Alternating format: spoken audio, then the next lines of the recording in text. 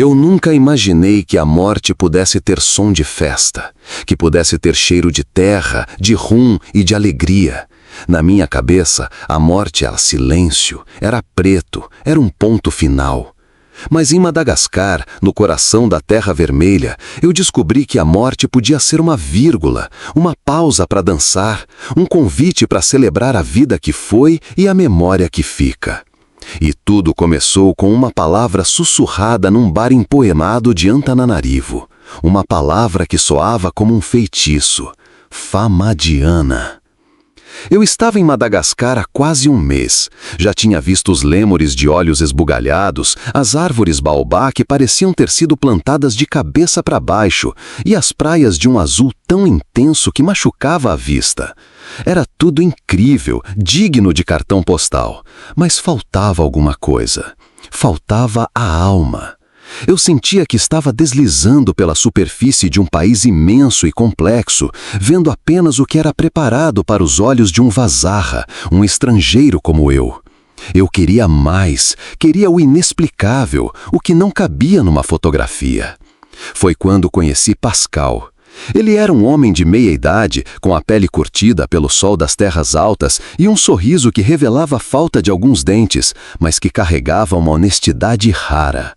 Ele me viu no canto do bar, rabiscando em meu caderno, e se aproximou com 2 garrafas da cerveja local, a Three Horses. "Você escreve sobre o que vê ou sobre o que procura?" ele perguntou em um francês arranhado, a língua franca que nos unia. A pergunta me pegou desprevenido. "Acho que um pouco dos dois", respondi. E foi o suficiente. Conversamos por horas. Falei da minha busca por algo autêntico e ele, com os olhos brilhando, falou da sua cultura, dos seus ancestrais, do respeito que eles tinham pelos que vieram antes. E então ele disse a palavra. "Minha família vai fazer a Famadiana em 2 semanas", ele disse, quase como um segredo. É a virada dos ossos. Trazemos nossos mortos de volta para o sol, para a festa. Nós dançamos com eles. A imagem me chocou. Dançar com os mortos? Na minha cultura, isso seria profanação, um roteiro de filme de terror. Mas o jeito que Pascal falava não tinha nada de macabro. Havia alegria, havia reverência, havia amor. A curiosidade me consumiu, transformou-se numa obsessão quase febril. Era aquilo, era o coração pulsante de Madagascar que eu estava procurando. "Eu posso ir?", perguntei, a voz saindo mais ansiosa do que eu pretendia. Pascal me olhou por um longo tempo, avaliando. Não sei o que ele viu em meus olhos, talvez a sinceridade da minha busca, talvez apenas a ingenuidade de um viajante perdido. Ele sorriu seu sorriso sincero. "Você não pode apenas ir, você tem que vir comigo. Você será meu convidado. Mas esteja preparado, Vazarra. O que você vai ver, talvez sua cabeça não consiga entender de primeira." 2 semanas depois, eu estava espremido num táxi Brus, uma van caindo aos pedaços que é a espinha dorsal do transporte malgache. A viagem de Tana para o Planalto Central foi um batismo de fogo. Éramos 18 pessoas num espaço projetado para 10. Havia sacos de arroz no teto, galinhas cacarejando debaixo dos assentos e o cheiro de suor, poeira e diesel impregnava o ar. O veículo quebrava a cada 2 horas. O motor superaquecia, um pneu furava, uma peça misteriosa se soltava. E a cada parada, em vez de raiva e frustração, o que surgia era uma cooperação impressionante. Todos desciam, os homens se reuniam em volta do motor aberto, davam palpites, amarravam peças com arame, enquanto as mulheres estendiam esteiras na beira da estrada e compartilhavam pedaços de mandioca frita. Ninguém reclamava. O tempo ali parecia ter outra dimensão, era elástico, orgânico. Era o tempo da jornada, não o do relógio. Pascal, ao meu lado, apenas ria. "Isso é Madagascar", ele dizia. "A gente sempre chega, não importa quando, mas a gente chega." Foram quase 2 dias de viagem. A paisagem mudava lentamente. O caos da capital dava lugar a colinas suaves. A terra se tornava cada vez mais vermelha, quase cor de sangue. Os campos de arroz, de um verde esmeralda, eram terraços perfeitos esculpidos nas encostas, um testemunho de gerações de trabalho manual. As casas eram feitas de barro vermelho, com telhados de palha, e pareciam brotar da própria terra. Em cada vilarejo que passávamos, a vida acontecia do lado de fora. Crianças correndo atrás de uma bola de trapos, mulheres lavando roupa no rio, homens pastoreando zebus, o gado com uma corcunda distinta que é símbolo de riqueza e status. Finalmente, chegamos à aldeia de Pascal. Não era um ponto no mapa. Era apenas um aglomerado de casas de barro no meio do nada, cercado por plantações e pelo silêncio das colinas. Mas o silêncio estava quebrado. O ar vibrava com uma energia que eu nunca tinha sentido. Não era a eletricidade de um festival de música ocidental, mas algo mais profundo, telúrico. O cheiro de terra úmida se misturava com o aroma adocicado da cana-de-açúcar, sendo fermentada para o toaca gazi, o rum local, e o perfume pesado de especiarias vindo das cozinhas improvisadas. Risadas explodiam como fogos de artifício, sobrepostas pelo som metálico e desafinado de uma banda de metais que ensaiava em algum lugar próximo. A fama de Hannah já havia começado. Pascal me guiou pela multidão. As pessoas se vestiam com suas melhores roupas, cores vibrantes por toda parte. Fui apresentado a dezenas de tios, primos, avós. Cada aperto de mão era firme, cada olhar era direto, curioso, mas acolhedor. Eu era o único estrangeiro ali, o Vazahá que veio de longe, e isso me tornava uma atração. Mas não havia hostilidade, apenas um espanto divertido. Crianças me cutucavam e saíam correndo, rindo. Um ancião com o rosto como um mapa de rugas me ofereceu um copo de toaca gazi. O líquido desceu queimando, forte, artesanal, com gosto de terra e fogo. Era a bebida da festa, a ponte entre o mundo dos vivos e o dos espíritos. A família de Pascal me acolheu em sua casa simples, de chão de terra batida. A comida era servida em grandes folhas de bananeira. Arroz, muito arroz, e pedaços de zebu cozido num molho rico e escuro. Comemos com as mãos, sentados no chão, em comunidade. Ninguém me fez muitas perguntas. A minha presença, trazida por Pascal, parecia ser justificativa suficiente. Eu era um convidado, e a hospitalidade era sagrada. Enquanto eu comia, observava as interações. As histórias contadas em malgache, uma língua musical e suave. As gargalhadas, os abraços. Era uma reunião de família, mas elevada a uma potência que eu desconhecia. A festa duraria dias. Era um evento que acontecia a cada 5 ou 7 anos, dependendo do que o astrólogo da aldeia determinava ser um momento auspicioso. Era um investimento enorme para a família, que economizava por anos para poder comprar os zebus, o arroz, as bebidas e, o mais importante, os novos sudários de seda para os mortos. O segundo dia foi o dia principal, o dia da virada. A excitação era palpável. A banda de metais, agora afinada e barulhenta, começou a tocar uma melodia repetitiva e hipnótica. Uma procissão se formou. Homens, mulheres, crianças, todos caminhando e dançando em direção a uma colina nos arredores da aldeia. No topo da colina havia uma estrutura de pedra e cimento, o túmulo da família. Não era um lugar de tristeza, era o centro da celebração. Meu coração batia forte, uma mistura de ansiedade, medo e uma curiosidade avassaladora. Parte de mim, a parte criada nos cemitérios silenciosos do Ocidente, gritava que aquilo era errado. Mas a outra parte, a parte que via a alegria genuína nos rostos ao meu redor, estava fascinada. O que eu estava prestes a testemunhar iria redefinir tudo o que eu pensava sobre a morte. Os homens mais velhos, os guardiões da tradição, se aproximaram do túmulo. Cantos foram entoados. O toaca gazi foi derramado na entrada, uma oferenda aos ancestrais. Com esforço, a pesada laje de pedra que selava a entrada foi removida. Um sopro de ar frio e úmido saiu de dentro, carregando um cheiro que não era de podridão, mas de terra, de tempo, de matéria orgânica em repouso. Um cheiro de eternidade.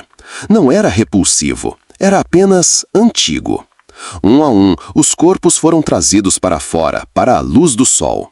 Estavam envoltos em sudários antigos, as lambamena, as mortalhas de seda que, com o tempo, haviam se manchado e se desgastado.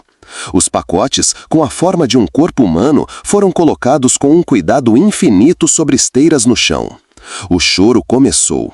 Mas não era um choro de desespero. Eram lágrimas de saudade, de reencontro. Mulheres passavam a mão sobre os pacotes, sussurrando notícias da família, apresentando os novos netos que nasceram desde a última fama de Hannah. Vovó, este é o pequeno Coto, seu bisneto, ele é forte como o pai. Era uma conversa, uma atualização.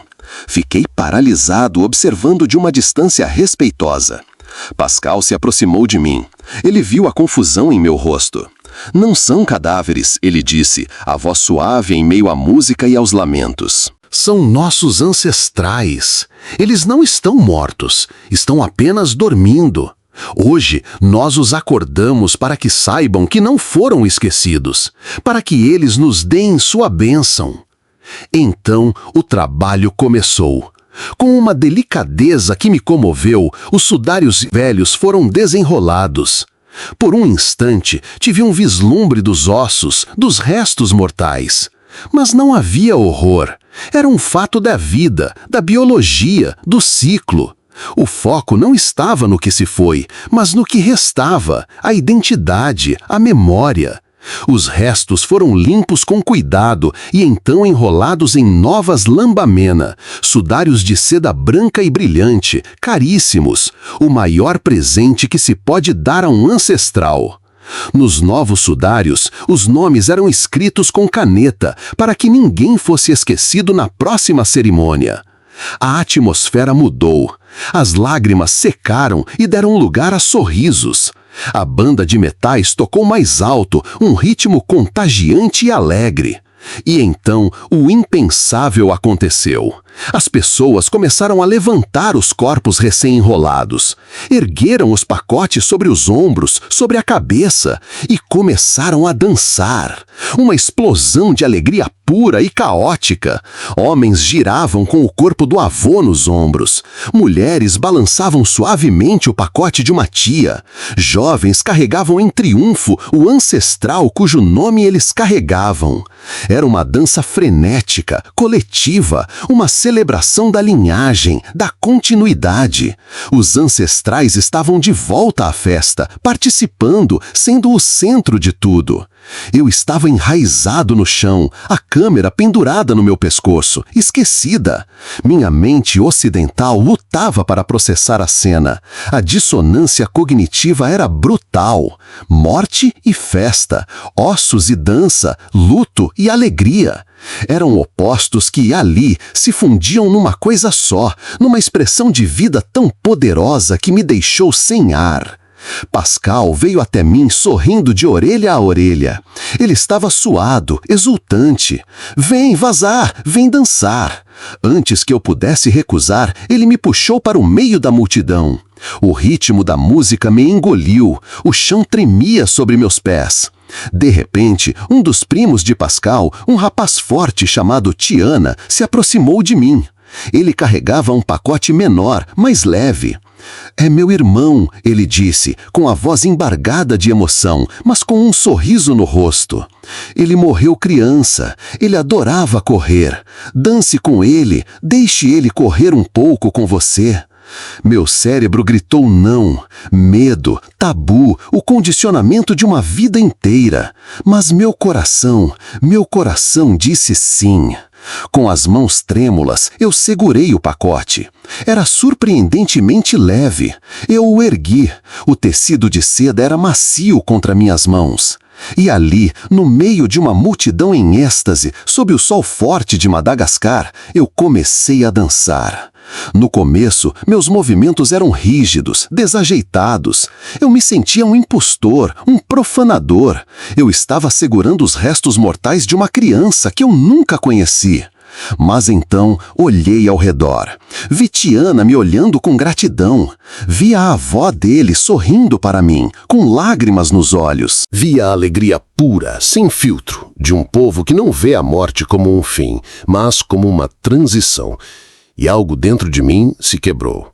Deixei a música me levar. Comecei a pular, a girar, a imitar os outros.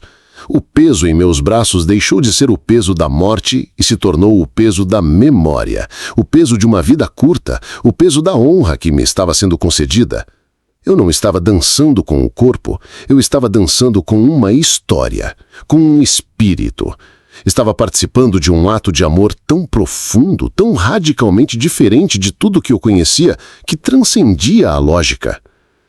Por um tempo que não sei medir, eu dancei. Dancei até o suor escorrer pelo meu rosto, até meus músculos doerem, até a música e as batidas do meu coração se tornarem uma coisa só. Dancei com a criança, com a avó, com o bisavô.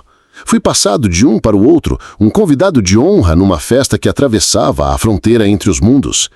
A surpresa cultural inicial, o choque, deram lugar a um sentimento avassalador de pertencimento. Naquele momento, eu não era mais um vazarra. Eu era parte daquela família, parte daquele ritual, parte daquela celebração da vida através da morte. A alegria era contagiante, purificadora. Era a emoção mais honesta que eu já havia sentido. Quando o sol começou a descer no horizonte, pintando o céu com tons de laranja e roxo, a dança diminuiu. A música se tornou mais suave. Era a hora de os ancestrais voltarem a descansar. Com a mesma reverência com que foram retirados, os corpos foram levados de volta para o túmulo. Foram acomodados em suas prateleiras de pedra com oferendas de comida, bebida e dinheiro, para que tivessem conforto em sua jornada até a próxima festa. A pesada laje foi colocada de volta no lugar, selando o portal. Mas o silêncio que se seguiu não era de tristeza, era de paz, de dever cumprido.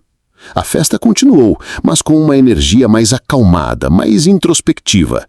Sentamo-nos novamente, compartilhando o resto do zebu e do toakagazi.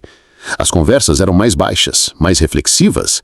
As pessoas vinham até mim, me agradeciam por ter dançado, por ter honrado seus entes queridos. Eles compartilharam histórias sobre as pessoas cujos corpos eu tinha segurado. O avô, que era um grande contador de histórias. A tia que fazia os melhores bolos de arroz. A criança que sonhava em ser motorista de táxi-bruce. De repente, aqueles pacotes anônimos ganharam rostos, personalidades, vidas. Naquela noite, deitado numa esteira sobre um céu estrelado como eu nunca tinha visto, eu não conseguia dormir. Minha mente repassava cada momento do dia. O cheiro da tumba, o som da banda, o toque da seda, o peso do corpo em meus braços. A imagem da morte que eu carregava dentro de mim havia sido permanentemente destruída e reconstruída. A morte não era mais um abismo escuro, um fim solitário. Ali, ela era uma presença contínua, uma parte integrante e celebrada da família. Os ancestrais não eram fantasmas a serem temidos, mas conselheiros a serem honrados, membros da comunidade que apenas habitavam uma casa diferente. A fama de Hana não era sobre ossos, era sobre laços, laços que nem a morte pode quebrar. Era sobre garantir que ninguém seja esquecido, que as histórias sejam passadas adiante, que a fundação da família permaneça forte. Ao dançar com seus mortos, eles estavam, na verdade, dançando com sua própria história, com sua identidade, com a própria essência de quem eles eram. E ao me permitirem participar, eles me deram o maior presente que um viajante poderia receber. Uma nova maneira de ver o mundo, uma nova maneira de entender a vida. 2 dias depois, peguei um táxi-bruce de volta para Antananarivo. A viagem foi igualmente longa e desconfortável, mas eu mal notei. Eu estava diferente. O mundo parecia diferente. As cores pareciam mais vivas, os sons mais nítidos. Eu não era mais um turista deslizando pela superfície. Eu tinha mergulhado, mesmo que por um breve momento, nas águas profundas da alma malgache. A experiência da fama de Hana ficou gravada em mim, não como uma memória exótica, mas como uma lição fundamental. Uma lição sobre alegria, comunidade e memória. Aprendi que o luto pode ter muitas formas e que a celebração pode ser uma delas. Aprendi que o medo da morte é, em grande parte, o medo do esquecimento. E se não esquecemos, se continuamos a contar as histórias, a compartilhar a comida, a dançar as músicas, talvez aqueles que amamos nunca nos deixem de verdade. Tudo mudou para mim naquele dia, na colina de terra vermelha, dançando com um estranho nos braços. Eu fui para Madagascar procurando aventura, mas encontrei algo muito mais profundo. Encontrei uma nova definição para a palavra família e descobri, da forma mais visceral possível, que até a morte pode ser um motivo para uma festa inesquecível. Um lembrete barulhento, alegre e desafiador de que estamos todos, vivos e mortos, conectados pela mesma dança, a dança da vida.